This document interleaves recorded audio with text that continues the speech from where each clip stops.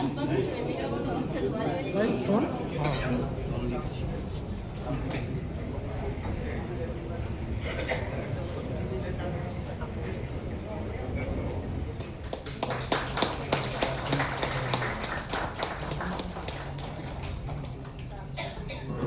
উদ্যোগের মাধ্যমে নিজস্ব আয় 80,19 লক্ষ টাকা উন্নীত করার লক্ষ্যমাত্রা আমরা নির্ধারণ করা হয়েছে।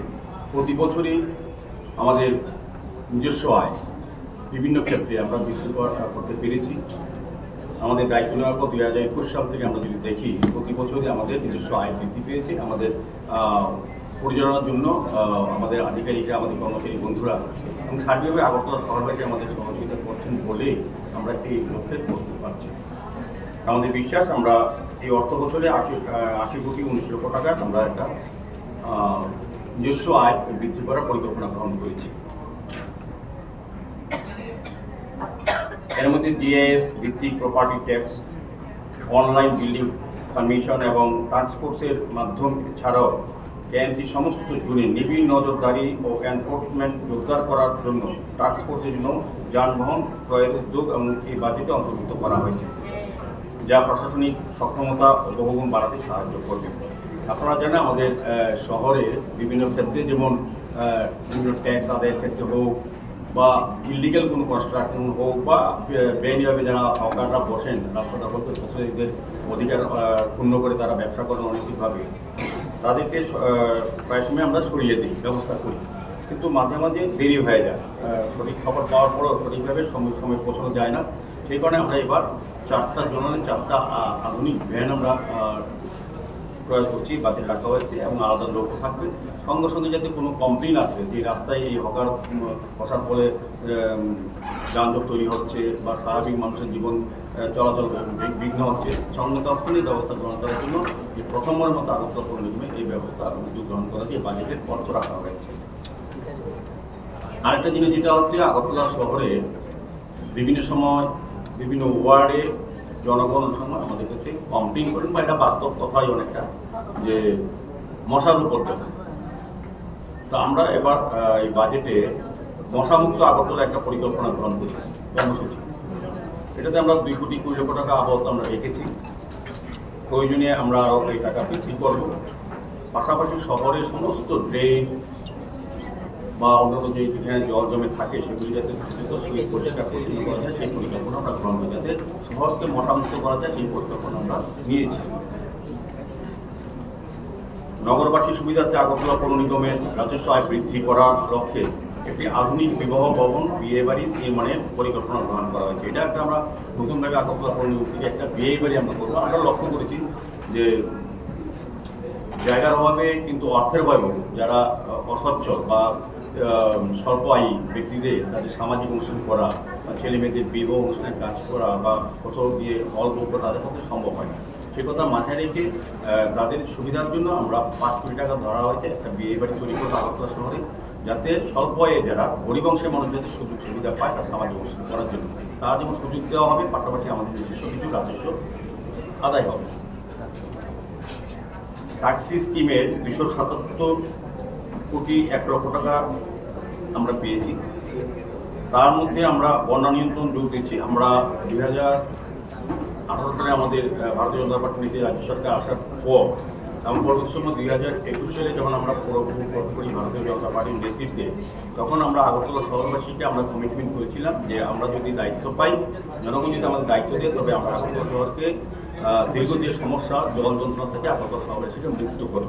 সেই অনুযায়ী আমাদের 2018 সাল পর থেকে রাজ্য সরকার অনেক পরিকল্পনা গ্রহণ করেছে, স্মার্ট সিটি মিশন করেছে এবং পশু দপ্তর করেছে, নগর দপ্তর করেছে।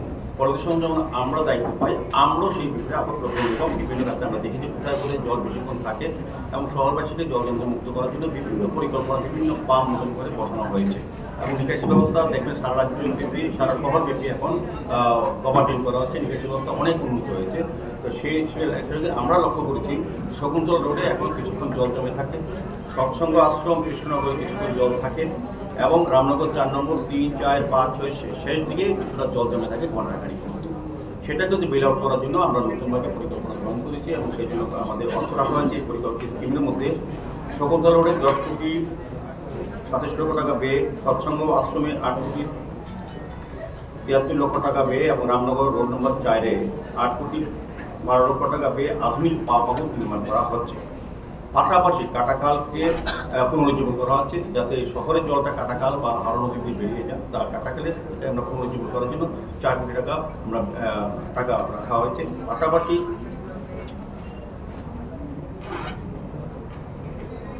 বিক্রম সাগর, ডিম সাগর এবং ফোর্ট বাগান কালীবাড়ি পন্ডের বিউটিফিকেশন করা শহরের পরিবেশ সৌন্দর্য বৃদ্ধি করবে, এই কাজগুলি আমরা করবো। এটার মধ্যে অর্থ রাখা হয়েছে।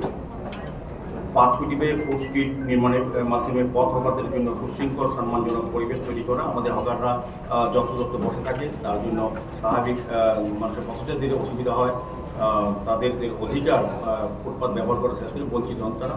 সেদিকে লক্ষ্য রেখে আমরা প্রতিনিয়তই হকারদের উঠিয়ে সরিয়ে দিই।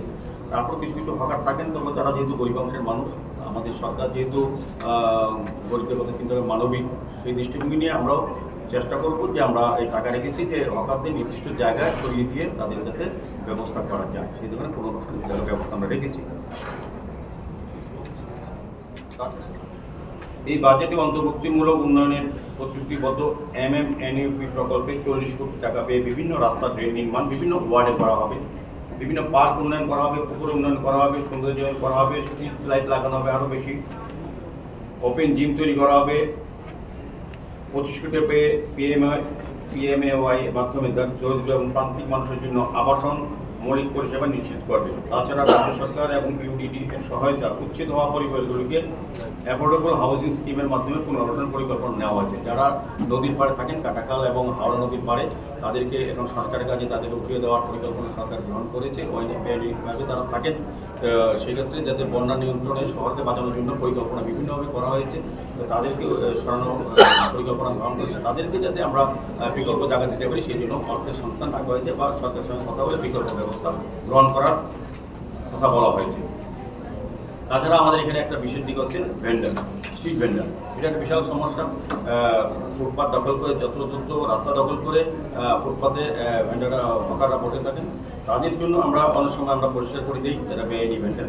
তো যাই হোক, ভেন্ডারদের জন্য আমরা বিকল্প একটা ভ্যান্ডিং জোন তৈরি করার পরিকল্পনা রাখা হয়েছে, যাতে ওই গরিব অংশের মানুষরা যাতে, যেহেতু আমাদের সরকার গরিব কল্যাণে কাজ করেন এবং মানবিক সরকার, সেক্ষেত্রে আমরা ওই গরিব অংশের মানুষদের কিছু জায়গা তৈরি করে বেনিফিট করে তাদেরকে ব্যবসা করার সুযোগ দেওয়া হবে, যাতে যানজট নিয়ন্ত্রণে নির্দিষ্ট জায়গায় বিভিন্ন জায়গায় পার্কিং জোন করা হবে। আগরতলা শহরে যানজটের একটা বিশাল বিষয়। তো সেক্ষেত্রে আগরতলা পুরনো শহর, কিন্তু প্রয়োজনে এখন প্রচুর সংখ্যক মানুষ আসে আগরতলাতে। স্বাস্থ্য বলুন, শিক্ষা বলুন, পর্যটন বলুন এবং ব্যবসা বলুন, সব দিকে কিন্তু আগরতলা উন্নত হয়েছে। সেক্ষেত্রে বিভিন্ন প্রান্ত থেকে মানুষ এখন আগরতলাতে ব্যবহার করে বিভিন্ন কাজে। সেক্ষেত্রে আমাদের রাস্তা বড় করা যাচ্ছে না, শহর বড় ভাঙা যাচ্ছে না, কিন্তু বিকল্প শহর আমরা বৃহত্তর আগরতলা থেকে আমরা যাচ্ছি। পাশাপাশি আমরা পার্কিং জোন করা হচ্ছে। মেন সমস্যা যেটা আমাদের দেখবেন, এর মধ্যে multi level parking zone already model স্ট্যান্ডে এই নভেম্বর মাসে আনুষ্ঠানিক উদ্বোধন হবে। সেখানে 288টি গাড়ি থাকবে। আমাদের হাওড়া ডেভেলপমেন্ট ওয়ার্কে চলছে, এখানে 100টা গাড়ি রাখার পার্কিং ব্যবস্থা হচ্ছে। আমি যতটা জানি মাননীয় মুখ্যমন্ত্রী বলেছেন যে টিআরটিসি সংলগ্ন যে জায়গাটা আছে, টিআরটিসি সংলগ্ন জায়গাটা, সেখানেও এই ধরনের পার্কিং জোন করা হবে, বড় ব্যবস্থাপনা করা হচ্ছে। স্বাভাবিকভাবে যানজটমুক্ত শহর তৈরি করা, পরিচ্ছন্ন শহর এবং সুন্দর নাগরিক পরিষেবা প্রদান করার ক্ষেত্রে এই বাজেট আমার মনে হয় মানুষের আশা পূর্ণ করবে।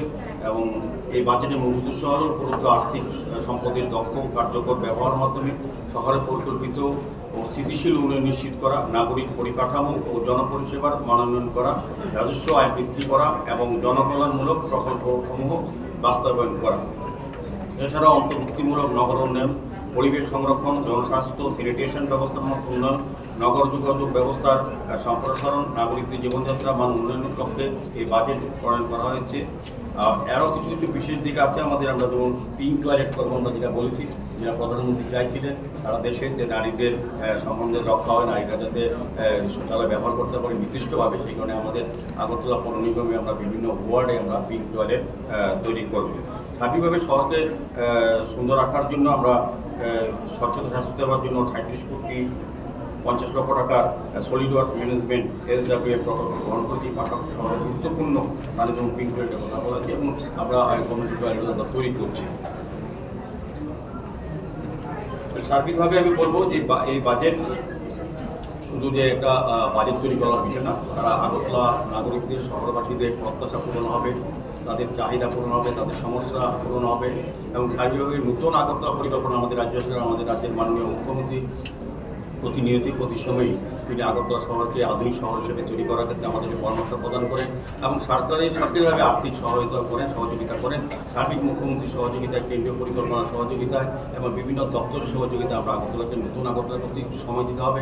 স্মার্ট সিটি মিশনের কাজ চলছে, জল বোর্ডের কাজ চলছে, ইলেকট্রিক ডিপার্টমেন্টে আন্ডারগ্রাউন্ড কেবলের কাজ চলছে, স্মার্ট রোডের কাজ চলছে, একটু পার্মানেন্ট ওয়ার্ক হচ্ছে। শহরকে, আগরতলা শহরকে অন্যান্য বড় বড় 100টা স্মার্ট সিটির মধ্যে আমরা এগিয়ে নিয়ে যাব এবং যে স্মার্ট সিটি যা যা পরিষেবা প্রদান করা যায় এবং যেগুলি পাওয়া উচিত জনগণের, সেগুলি তারা পাবেন। একটু সময় দিতে হবে। আগরতলা শহরকে নতুনভাবে আমরা সাজানোর চেষ্টা করছি মানুষের চাহিদা, মানুষের সমস্যা নিরসনের জন্য এবং চাহিদাকে সামনে রেখে আমরা মূল্যায়ন করে এই বাজেট আমরা এই 2026-27 অর্থবছরে আমরা করেছি। এই বাজেট যে অর্থ দেওয়া হয়েছে তার বাইরেও আমরা গত বছর যে বাজেট রেখেছিলাম তার বাইরেও সরকার আমাদেরকে অনেকভাবে আর্থিক সহযোগিতা করেছে, বিভিন্ন দপ্তর করেছে, কেন্দ্রীয় সরকার বিভিন্ন প্রকল্প আসে। কাজে এই শহরবাসীর জন্য 976 কোটি যে বাজেট আমরা রাখলাম, শুধু এই টাকা দিয়ে কাজ হবে না, পাশাপাশি কেন্দ্রীয় প্রকল্প অনেক টাকা আসবে, বিভিন্ন সময় সরকার অনেকভাবে সহযোগিতা করেন। সার্বিকভাবে আমাদের নিজস্ব আয়ও বৃদ্ধি হচ্ছে। আমাদের আগরতলা শহরবাসীকে সুন্দর আগরতলা, স্বচ্ছ আগরতলা, নির্মল আগরতলা, দূষণমুক্ত আগরতলা, যানজটমুক্ত আগরতলা উপহারকে এই বাজেট অনেক কার্যকরী ভূমিকা গ্রহণ করবে, এটা আমার বিশ্বাস। সমস্ত সামাজিক বন্ধুদের আগরতলা পৌর নিগমের পক্ষ থেকে আন্তরিক স্বাগত, শুভেচ্ছা, ধন্যবাদ জানাই। আগরতলা শহরবাসী সার্বিক নাগরিক পরিষেবা আধুনিক বিজ্ঞানসম্মতভাবে প্রদান করার ক্ষেত্রে আগরতলা শহরবাসী নাগরিকদের চাহিদা, তাদের সমস্যা, তাদের প্রত্যাশাকে সম্মান জানিয়ে আমরা এবার 2026-2027 অর্থ বছরের বাজেট আমরা রূপায়ণ করেছি, রচনা করেছি। আজকে আনুষ্ঠানিকভাবে সেটা আমরা আজকে এই হাউসে তুলে ধরা হয়েছে। আমাদের আপনাদের জানা আছে যে আমাদের আগরতলা মিউনিসিপ্যাল কর্পোরেশন ভারতীয় জনতা পার্টির নেতৃত্বে 2021 সালে 8ই ডিসেম্বর আমরা শপথ নিয়ে আগরতলা শহরকে সৌন্দর্যায়ন করা, আধুনিক আগরতলা হিসেবে তৈরি করার ক্ষেত্রে আমরা কাজ আত্মনিয়োগ করেছিলাম। বিভিন্ন ওয়ার্ডে কর্পোরেটরগণ দায়িত্ব নিয়ে কাজ শুরু করেছিলেন। এটা আমাদের টেরিয়র মধ্যে 5 বছর যে মেয়াদ, তার 4.5 বছর হয়েছে। এবারে আমাদের লাস্ট বাজেট পেশ করা হচ্ছে আমাদের এই সদস্য উপস্থিতি। তো আমরা বিগত 4 বছর প্রতি বছরই অর্থ বছরে আমরা বাজেট তৈরি করি আগরতলা শহরবাসীর বিভিন্ন সমস্যাকে সামনে রেখে সমাধানের জন্য এবং প্রয়োজনীয়তাকে সামনে রেখে আমরা বাজেট তৈরি করি। তার সুফল আমরা প্রতি বছর পেয়েছি। আমাদের আগরতলা পৌর নিগমের নিজস্ব আয়, ত্রিপুরা রাজ্য সরকারের আর্থিক সহযোগিতায় কেন্দ্রীয় সরকারের বিভিন্ন প্রকল্প, স্মার্ট সিটি মিশন, জল বোর্ড, পূর্ত দপ্তর এবং নবায়ন দপ্তরের সকলের সহযোগিতা আমরা দীর্ঘদিন ধরে কাজ করে যাচ্ছি এবং আগামী 1 বছর আগরতলার জন্য আমরা কী কী পরিকল্পনা রচনা করেছি বা কী কী কর্মসূচি গ্রহণ করেছি তাই এই বাজেটে আমরা প্রতিফলন দেখতে পাব। ভারতের মাননীয় প্রধানমন্ত্রী নরেন্দ্র মোদীজি এবং ত্রিপুরার মাননীয় মুখ্যমন্ত্রী প্রফেসর ডক্টর মানিক সাহের গতিশীল নেতৃত্বে অনুপ্রাণিত হয়ে আমি অত্যন্ত গর্ব ও দায়িত্ববোধের সঙ্গে 2026-27 অর্থবছরের বাজেট পেশ করছি। বাজেট এবার আমাদের একটা নতুন বিষয় হচ্ছে ই বাজেটিং, যেটা এইবারই প্রথম আমরা চালু করেছি। এই বাজেটে মোট প্রাপ্তি ধরা হয়েছে 974,93,35,000 টাকা এবং মোট ব্যয় ধরা হয়েছে 975,91,02,000 টাকা। এই বাজেট শুধু একটি দলিল বা উদ্যোগ নয়, এটি একটি রূপান্তরমূলক রোডম্যাপ যা আগরতলাকে একটি আধুনিক, টেকসই এবং নাগরিক কেন্দ্রিক শহরে পরিণত করতে পারে। এই বাজেটে আমরা অবকাঠামো উন্নয়ন এবং মূলধনী ব্যয়ের উপর সর্বোচ্চ গুরুত্ব দিয়েছি।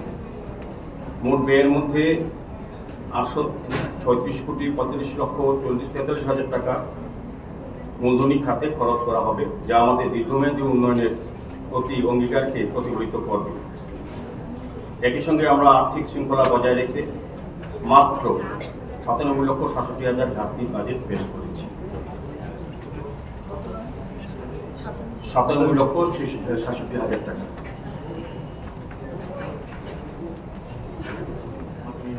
আমরা আগেও অনেকগুলি অফিস, আমরা 19টা অফিস অলরেডি আমরা করেছি। আমরা প্রথমেই যখন দায়িত্ব নিই আমরা দেখি যে ওয়ার্ড অফিসের মাধ্যমে ওই এলাকার ওয়ার্ডে নাগরিকদের পরিষেবা প্রদান করা হবে, সেই অফিসটি বামফ্রন্টের জামানায় কোথাও কোনো জায়গাতে ভালো ছিল না, কাজ করার মতো পরিবেশ ছিল না। মানুষ এসে ওয়ার্ড অফিস করা হচ্ছে ওই ওয়ার্ডের নাগরিকরা তাদের সমস্যা, তাদের অভিযোগ লিপিবদ্ধ করতে পারবেন, সমস্যা সমাধানের জন্য আধিকারিকদের কাছে পেয়ে বা কর্পোরেটরকে পেয়ে কাজগুলি করাবে। সেই ব্যবস্থাপনা আগে ছিল না। আমরা আসার পর আমরা করেছি না, আগে মানুষকে যদি সঠিক পরিষেবা দিয়ে প্রদান করতে হবে তবে ওয়ার্ডগুলি উন্নত করা হবে এবং সেখানে ট্যাক্স কালেকশন করা আধুনিক ওয়ার্ড অফিস আমরা কিন্তু প্রতি জায়গায় করার চেষ্টা করছি। আগামী এই বাজেটে আরও 9টি নতুন ওয়ার্ড অফিস আমরা তৈরি করব এবং এ পূর্ব 9টি ওয়ার্ড অফিস সিসি রোড, বিভিন্ন ওয়ার্ডে রিটেনিং ওয়াল এবং ড্রেন এবং পুকুরের উন্নয়ন। আমরা আপনারা লক্ষ্য রাখবেন আগরতলা শহরের পরিত্যক্ত পুকুর অধিকাংশ আমরা কিন্তু পুনরুদ্ধার করেছি, পুনঃসংস্কার করেছি এবং মানুষের যাতে ব্যবহার করতে সেইভাবে আমরা তৈরি করেছি। রাস্তা তৈরি করা, বিউটিফিকেশন করা আছে, আলোর ব্যবস্থা করা হয়েছে, পুকুরগুলিকে পুনরুদ্ধার করা হয়েছে, পরিবেশও এখন সুন্দর হয়েছে। সেক্ষেত্রে আমরা নতুন আরও কিছু পুকুর যেগুলি এখনও পরিত্যক্ত আছে, মানুষ ব্যবহার করতে পারে না, সামাজিক বা মানবিক কারণেও আমরা সেগুলি সংস্কার করে মানুষ হাতে তুলে দেবো। এই ব্যবস্থা এই বাজেটের মধ্যে ধরা আছে। তাছাড়া 108,14,00,000 টাকা ব্যয়ের মাধ্যমে বিভিন্ন ওয়ার্ডে বড় প্রকল্প বাস্তবায়ন করা হবে, যার মধ্যে রয়েছে 20 কোটি টাকার মধ্যে মাল্টি স্টোরি মল, পার্কিং কমপ্লেক্স, 12 কোটির মধ্যে নেতাজি সুভাষ প্লেগ্রাউন্ড আমরা ডেভেলপ করব, 10 কোটি টাকা ফুটপাথ উন্নয়ন করব, বটতলাতে মরসেন ফুটপাথ আমরা 10 কোটি টাকা খরচা করে তৈরি করব এবং 18,58,00,000 টাকার ব্যয়ে রামনগর বরদোয়ালি এলাকায় সিসি রোড এবং আরসিসি ড্রেন নির্মাণ করার পরিকল্পনা গ্রহণ করা হয়েছে। বাণিজ্য ও জীবিকা উন্নয়নের জন্য মিউনিসিপ্যাল বন্ড আপনারা জানেন এই প্রথম আমরা উত্তর পূর্বাঞ্চলে একটা মিউনিসিপ্যাল কর্পোরেশন যেটা আগরতলা মিউনিসিপ্যাল এই প্রথম ইতিহাসে যে আমরা 100 কোটি টাকা বন্ড আমরা ছাড়ব। এই আদায়কৃত 100 কোটি টাকা থেকে আমরা 4টি বাজারকে আধুনিক বাজার হিসেবে আমরা তৈরি করব। সেগুলি কোনটা কোনটি? দুর্গাধুনি বাজার, লেক চৌমুনি বাজার, জিবি বাজার এবং বর্ডার গোলচক্কর বাজার। এই 4টা বাজারকে আধুনিক বাজার আমরা তৈরি করব ওই 100 কোটি টাকা বন্ডের মাধ্যমে, আদায়কৃত টাকার মাধ্যমে। এশিয়ান ডেভেলপমেন্ট ব্যাংকের মাধ্যমে, এডিবির মাধ্যমে সহযোগিতা আমরা 167 কোটি টাকা আমরা পাচ্ছি, 60 লক্ষ টাকা। এই বিনিয়োগের মধ্যে 19 কিলোমিটার রাস্তা উন্নয়ন, এখানে 50 কোটি টাকা ধরা হয়েছে। শহরব্যাপী ড্রেনেজ সিস্টেম আরও উন্নত করা হবে, সেখানে 66 কোটি টাকা ধরা হয়েছে এবং পানীয় জলের সমস্যা বিভিন্ন ওয়ার্ডে দেখাতে বিভিন্ন সময় আছে, এখনও আছে, সমস্ত হাউসগুলো আমরা কাভার করতে পারিনি। সেই কারণে সেখানেও 20 ml একটা ওয়াটার ট্রিটমেন্ট প্লান্ট তৈরি করা হবে, যার থেকে 6,500-র বেশি পরিবার উপকৃত হবে। নতুন 98 কিলোমিটার নতুন পাইপলাইন নেটওয়ার্ক করা, সেখানে 20 কোটি টাকা ধরা হয়েছে। সার্বিকভাবে আমি বলবো যে ড্রেনেজ সিস্টেম, রাস্তা নির্মাণ এবং পানীয় জলের ব্যবস্থা করা সবগুলি কিন্তু এই স্কিমের আওতায় এই টাকা দেওয়া হচ্ছে। আরেকটা হচ্ছে কি UIDF urban infrastructure development fund, এই অধীনে আমরা 20 কোটি টাকার মধ্যে 7 কোটিতে বটতলা মাল্টি ফেসিলিটিস সেন্টার করব, 2 কোটিতে আরসিসি ফ্রুট বীজ করব এবং 1 কোটিতে শেল্টার হাউস ধরা আছে, যেখানে যেগুলি বট্টপুকুর, প্রতাপগড় এবং প্রগতি স্কুল সংলগ্ন এলাকা গড়ে উঠবে। এই বাজেটে একটি গুরুত্বপূর্ণ প্রকল্প হলো আগরতলা সিভিল হসপিটাল। আপনারা জানেন আগরতলা শহরে আমরা অত্যাধুনিক হসপিটাল আমরা আগরতলা পরিণতি পরিচালনা করার জন্য আমরা এই মাসেই হয়তো জনগণের উন্মুক্ত করে দিতে পারব। যা 50 শয্যা বিশিষ্ট আধুনিক হাসপাতাল, এটা পেপারলেস। এর ত্রিপুরায় প্রথম কোন হাসপাতাল হচ্ছে যেখানে পেপারলেস, এটা আগরতলা সিভিল হসপিটাল আগরতলা পৌর নিগমের কর্তৃক পরিচালিত হবে।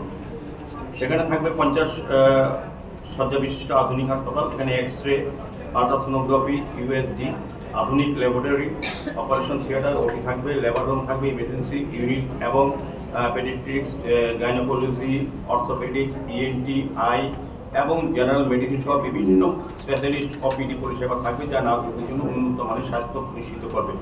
ওপিডি পরিষেবা আমরা বিকেলবেলা দেবো, সন্ধ্যার সময়, যেখানে অন্যান্য হসপিটাল দিনের বেলা দেওয়া হয়। সেক্ষেত্রে রোগীরা যারা আছেন তাদের সুবিধা পেতে পারে, সেই কারণে আমরা সন্ধ্যার দিক থেকে চালু করছি।